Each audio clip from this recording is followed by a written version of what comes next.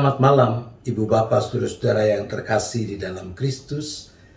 Kembali kita berjumpa di dalam rangkaian syafaat malam dalam masa raya Prapaskah. Tema kita malam ini, ketika alunan lagu sorgawi bergema. Ini sebenarnya cerita yang terkait dengan Natal. Peristiwanya terjadi di sebuah kota kerajaan yang memiliki 4 musim. Di kota itu ada gedung gereja yang sangat indah. Dan yang paling menarik adalah menara lonceng yang menjulang tinggi. Bukan tingginya menara yang menarik perhatian orang, tetapi legenda tentang lonceng-lonceng di dalam menara itu. Dikatakan bahwa dalam kebaktian malam Natal, kalau ada orang memberikan persembahan yang berkenan kepada Tuhan, maka malaikat akan turun dari sorga, lalu menabuh lonceng-lonceng di menara, dan akan terdengar alunan lagu sorgawi yang sangat indah. Tapi sudah puluhan tahun, orang tidak pernah mendengar alunan lagu sorgawi itu. Hari itu, pada malam Natal yang bersalju itu, berbondong-bondong penduduk berdatangan ke gedung gereja untuk mengikuti kebaktian malam Natal. Tapi sebagian sebenarnya sih ingin tahu apakah malam ini lonceng-lonceng itu akan berbunyi atau tidak. Di sebuah desa kecil di luar gerbang kota, tinggal 2 orang bersaudara yatim piatu. Pedro, begitu nama yang lebih tua, yang berumur sekitar 15 tahun. Dan adiknya yang berusia sekitar 9 tahun bernama Sergio. Jauh hari sebelum malam Natal tiba, Pedro dan Sergio sudah berencana untuk hadir dalam kebaktian malam Natal. Malam itu, Pedro dan Sergio bersiap berangkat meninggalkan rumah mereka. Dengan mengenakan mantel seadanya, kakak beradik ini berjalan di tengah hujan salju. Menjelang pintu gerbang kota, mereka mendengar sayup suara minta tolong. Setelah mencari-cari, akhirnya mereka menemukan asal suara itu. Suara itu keluar dari mulut seorang nenek tua yang terperosok ke dalam selokan dekat pintu gerbang kota. Bergegas, Pedro dan Sergio berusaha menolong nenek ini. Saat itulah terdengar suara lonceng, tanda kebaktian malam Natal akan dimulai. Pedro mengeluarkan sesuatu dari sakunya, sebuah kalung salib terbuat dari perak. Dia berkata kepada Sergio, adiknya, "Sergio, kau pergilah duluan. Bawa kalung yang sudah kita persiapkan ini dan persembahkanlah pada Sang Bayi Kudus." "Tapi Kak, aku tidak mau pergi sendirian. Kita pergi bersama-sama saja," saut Sergio. "Nenek ini membutuhkan pertolongan. Aku di sini untuk menolong dia. Kalau kau menungguku, nanti kita berdua malah sama sekali tidak mengikuti ibadah malam Natal. Pergilah. Nanti kalau sudah beres, aku akan menyusulmu," kata Pedro. Maka dengan enggan, pergilah Sergio meninggalkan Pedro yang melanjutkan pertolongan bagi sang nenek. Sementara di dalam gedung gereja kebaktian telah mulai. Acara demi acara berlangsung dan tibalah saat yang dinanti-nanti. persembahan untuk Sang Bayi Kudus. Dengan teratur mulailah orang-orang maju membawa persembahan mereka dan meletakkannya di altar. Setelah giliran rakyat biasa, maka berikutnya adalah giliran persembahan istimewa. Seorang pelukis ternama maju membawa lukisan indah karyanya. Orang menunggu, tapi tidak ada suara lonceng. Setelah itu maju sang sarjana terpandai membawa buku karyanya. Diletakkan di altar, tapi tetap sunyi. Selanjutnya maju saudagar paling kaya di negeri itu, mempersembahkan tumpukan kain sutra yang sangat indah dan mahal yang dibawanya dari negeri seberang. Lonceng tetap tidak berbunyi. Begitu seterusnya sampai akhirnya majulah sang raja negeri itu. Semua orang menantikan dengan berdebar apa yang akan dipersembahkan baginda raja. Setiba di altar, baginda raja mencopot mahkota yang ada di kepalanya.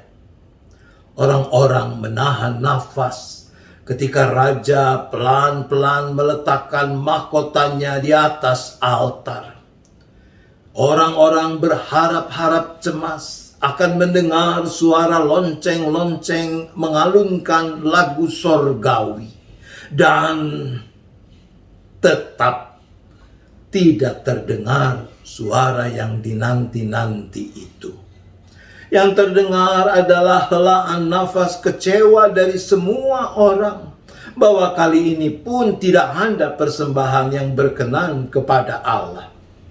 Semua orang berdiri untuk memasuki bagian akhir ibadah. Dan saat itulah mereka mendengar suara lonceng-lonceng dari menara mengalunkan lagu yang sangat merdu yang tidak pernah mereka dengar sebelumnya. Ketika orang-orang menengok ke altar, di sana mereka melihat sosok seorang anak kecil dengan mantel kumalnya sedang merayap turun ketakutan. Dia, Sergio, yang berhasil tiba di gereja menjelang akhir ibadah dan mengendap-endap meletakkan kalung salib persembahan mereka di altar. Setelah berpuluh tahun, akhirnya alunan lagu sorgawi itu terdengar lagi. Ibu bapak saudara-saudara, dari nilai secara materi, tentu saja banyak persembahan yang diberikan orang-orang lain yang jauh lebih mahal ketimbang kalung salib yang dipersembahkan Pedro dan Sergio. Namun yang membuat Tuhan berkenan pada persembahan kedua anak ini adalah bahwa apa yang mereka lakukan, apa yang Pedro dan Sergio lakukan, mereka telah mempraktikkan sikap hidup seperti yang dimaksudkan dalam Roma 12 ayat 1 yang bunyinya demikian. Karena itu saudara-saudara, demi kemurahan Allah, aku menasihatkan kamu supaya kamu mempersembahkan tubuhmu sebagai persembahan yang kudus, yang hidup, yang kudus, yang berkenan kepada Allah. Itu adalah ibadahmu yang sejati. Ketika kesungguhan untuk mempersembahkan yang terbaik di dalam ritual atau upacara keagamaan dibarengi dengan kesungguhan untuk memberikan yang terbaik demi kemuliaan Allah di dalam praktik keseharian hidup, di sanalah mewujud nyata ibadah yang sejati.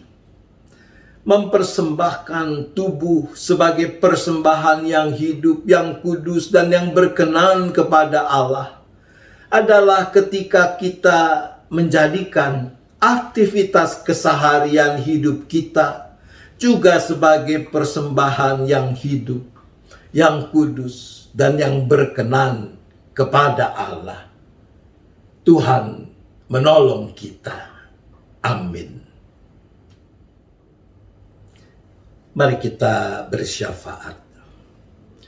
Bapa di sorga, ketika kami menghayati kebenaran firman Tuhan lewat cerita malam ini, ketika kami merenungkannya, maka kami mohon pengampunan kalau di sana sini kami masih suka menganggap bahwa ibadah hanyalah urusan ritual gerejawi, memisahkannya dari aktivitas keseharian hidup. Tuhan, ampunilah kami.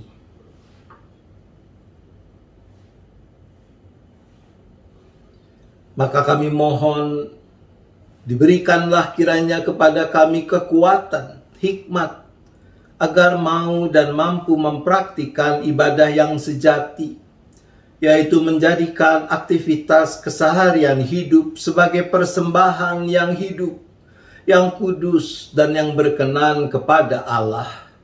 Untuk itu kami berdoa.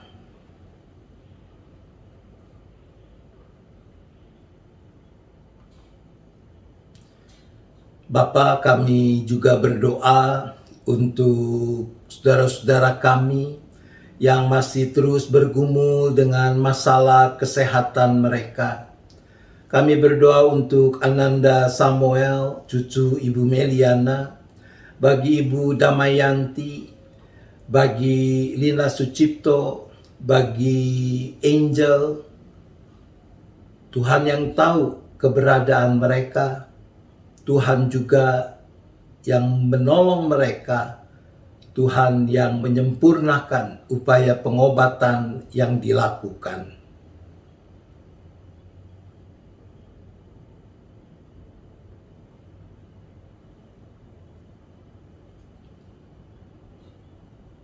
Kami juga berdoa ya Bapa untuk saudara-saudara kami yang terinfeksi virus COVID SARS-2 dan karena itu harus menjalani isolasi entah di rumah sakit maupun secara mandiri. Kiranya mereka diberikan ketenangan hati, diberikan damai sejahtera, dan Tuhan juga yang sempurnakan kiranya upaya perawatan yang dijalani.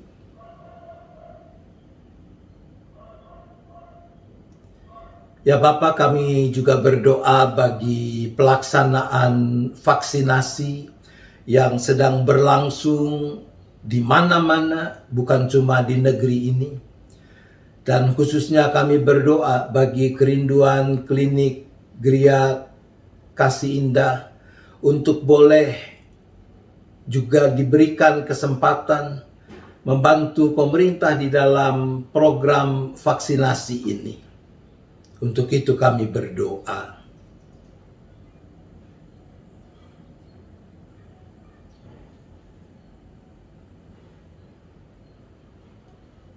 Kalau sebentar kami akan beristirahat, kami kembali menyerahkan seluruh keberadaan kami ke dalam tangan pengasihan Tuhan.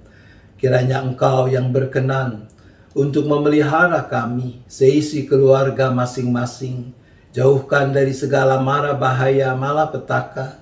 Kami boleh beristirahat dengan cukup dan besok menyambut hari baru dengan penuh sukacita. Terima kasih ya Bapa, hanya di dalam nama Yesus kami memohon. Amin. Selamat malam Ibu Bapak Saudara-saudara. Selamat beristirahat. Tuhan tetap beserta kita.